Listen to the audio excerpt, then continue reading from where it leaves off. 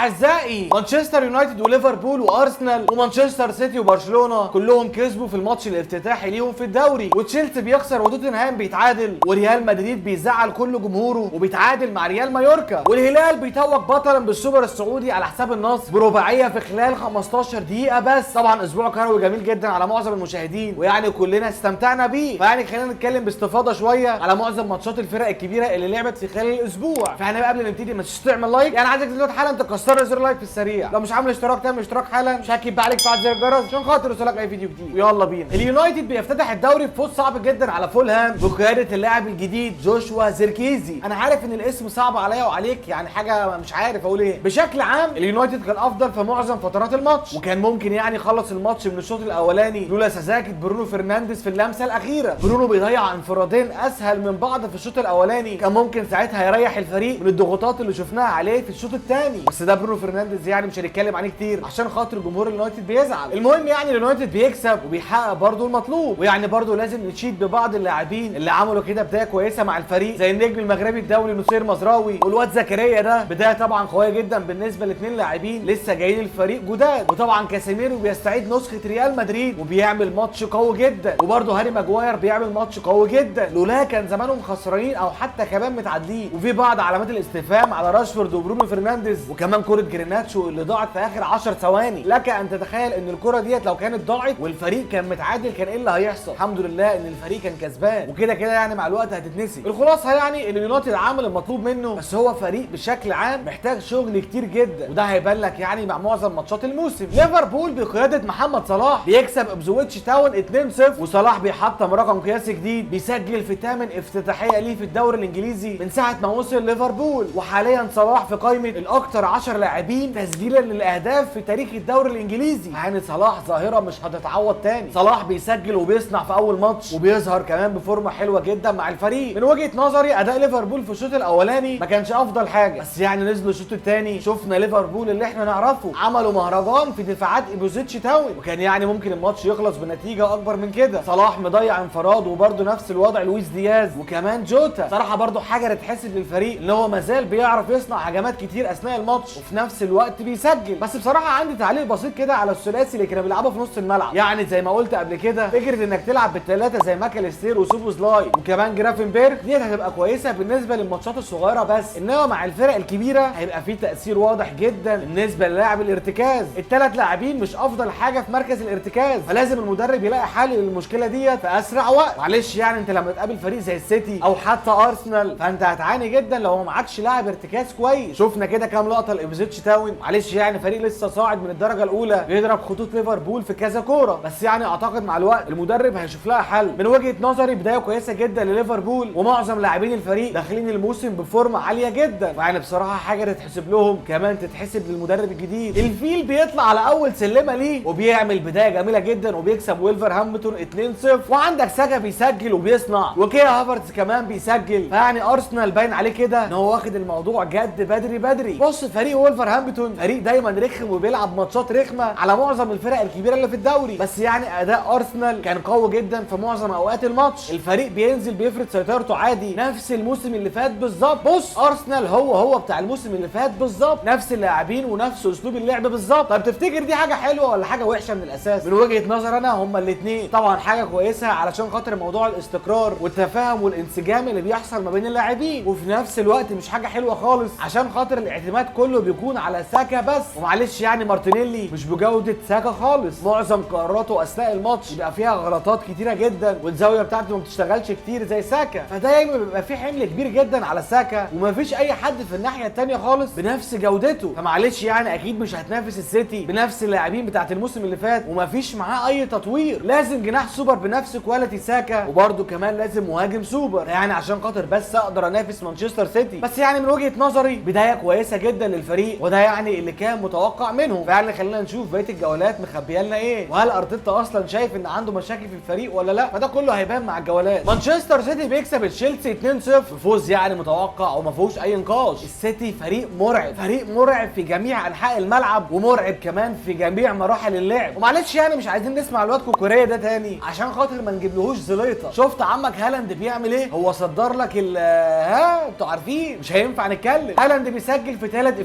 افتتاحيه ليه في الدوري الانجليزي، وكوفازيتش كمان بيحط جون جميل جدا يعتبر الاجمل في الجوله بالنسبه لي. بصراحه لاول مره ما احسش بغياب رودري بسبب يعني الاداء العالمي اللي كان عامله كوفازيتش على الثلاثه بتوع نص الملعب اللي بيلعبوا في تشيلسي. يمكن ده افضل ماتش اشوفه لكوفازيتش من ساعه ما راح مانشستر سيتي. تحسه كده بدا يسترجع الفورمه بتاعته تاني، ودي يعني حاجه تتحسب له وتتحسب للبيب. ويعني سافيو شكله اختيار موفق للبيب، لعيب حريف وجريء ومهاري. معلش برضو جوارديولا ما بيجيبش اي حد. جماعه بجد السيتي فريق صعب لدرجه غريبه، كميه السلاسه في النقل عندهم مرعبه بجد، بيعرفوا يوصلوا للجون بكل سهوله وتقريبا بكل الطرق. يعني بصراحه مش عارف السنه دي ازاي الفرقه ديت هتعرف تنافس السيتي. ويعني لسوء حظ تشيلسي ان هو بيقع مع مانشستر سيتي في اول جوله ليه. بصراحه بالنسبه لي الماتش ده باين عيوب ما كانتش ممكن تبقى واضحه لتشيلسي لو قابل اي فرق من الفرق الضعيفه، بس يعني الماتش ده باين معظم العيوب اللي موجوده في الفريق، واولها يعني جاكسون مش لاقي تعبير ليه بصراحه، وكايسيدو ولافيا الاثنين ضعاف جدا بالكوره. يعني انزو افضل منهم بمراحل كتيره جدا في حاله بناء الفريق، انما الاثنين تحسهم اصلا بيلعبوا كوره غلط، والاثنين يعتبر من اغلى الصفقات اللي جم في تاريخ الدوري الانجليزي. سبحان الله الباص بتاعهم زي الزفت. وحتى كمان لما شفت جون كوفازيتش بيخترق ما بين كايسيدو وانزو وبيسجل حته جون جميل جدا. بس يعني اعتقد مع الوقت تشيلسي حاله هيبقى افضل والمدرب هيحاول يعالج المشاكل دي. توتنهام بصراحه ما شفتهوش، بس يعني عرفت ان هو اتعادل، هنبقى نتكلم عليه بعدين. برشلونه بيفتتح الدوري بفوز صعب جدا على فالنسيا وبيكسب 2-1 بقياده الجليادور ليفاندوسكي. بدايه بالنسبه لي تعتبر كويسه جدا لهانز فليك، انك بتلعب بره ارضك بشويه عيال لسه في ثانوي وجامعه وبتكسب بيهم فريق رخم زي فالنسيا، وكمان في ملعبهم الرخم، وده كله بغياب اصلا نص ملعبك. وانا بصراحه حاجه تتحسب لهانز فليك. في المجمل برشلونه شكله حلو جدا هجوميا، وفي اي وقت هتلاقيه بيعرف يسجل، بس المشكله كلها في قلوب الدفاع، او ممكن من الطريقه اللي بيلعب بيها هانز فليك، اللي هو يعني بيحب يلعب بخط دفاع متقدم، وده في حد ذاته هيبقى ريسك كبير جدا لو انت ما عندكش لاعبين خبره كفايه. بس يعني بعتقد ان هانز فليك هيعرف يحل المشكله دي. نيجي بقى لكبير اوروبا، ريال مدريد بيتعادل مع ريال مايوركا في الجوله الافتتاحيه وبيحبط معظم جمهوره، اللي هو انا منهم والله العظيم. معظمنا شاف الماتش ومعظمنا شاف المشاكل فين، الا انشيلوتي والاداره. مفيش لاعب بيعرف يتحكم في رتم الفريق، مفيش اللاعب اللي بيعرف يهدي رتم الفريق وفي نفس الوقت ينظم اللاعبين شويه في ارض الملعب. الاربعه كانوا موجودين ناحيه الشمال، الله يصلح حالكم يا شباب. يعني حتى كده لو جيت تبص على جول رودريجو هتلاقي مبابي وفينيسيوس وبيلينجهام وكمان رودريجو، الاربعه موجودين في الزاويه الشمال واليمين فاضي ما فيهوش اي حد. فيعني بدايه تبشر. الانسجام اللي ما بين رودريجو وفينيسيوس وبيلينجهام ومبابي موجود يعني وبنسبه كويسه، بس يعني لسه ناقصه شغل كتير، واعتقد ده كده هيتطور مع الوقت عشان خاطر حته اللامركزيه اللي الفريق بيلعب بيها يخليهم كلهم قلت لك يروحوا ناحيه الشمال بس مفيش يمين خالص يا معلم. فاعتقد لازم يبقى في لاعب ينظم شويه معظم تمركزات اللاعبين. ويعني قول لي رايك تحت في الكومنتات. يعني الحمد لله الريال اتعادل وان شاء الله القادم يبقى افضل ليه. مين قادر على الهلال في دوري روشن؟ معلش يعني الهلال بيتوج بطلا للسوبر الاوروبي على حساب النصر برباعيه في اقل من 15 دقيقه. الهلال لاعبين افضل، الهلال منظومه افضل، الهلال مدرب افضل، الهلال لاعبين محليين افضل بكتير. يعني الهلال افضل في كل حاجه. فانا معلش يعني مش عارف مين هينافس الهلال على دوري روشن. متروفيتش وسافيتش الاثنين رعب لكل الخصوم اللي بيلعبوا قدامهم، ما بالك الفريق دوت من غير نيمار. امال بقى لو معاه نيمار هيعمل ايه؟ فيعني بجد شابوه اداره الهلال وشابوه كمان لجيسوس، اول موسم ليه فايز بكل البطولات اللي موجوده في المملكه بلاعبين اول مره يلعبوا مع بعض. فيعني بجد شابوه ليه. اعذروني يا جماعه لو طولت عليكم، ويعني بس بقى كده الحلقه خلصت. لو فيديو عجبك مش تعمل لايك ولا تشترك في الجرس.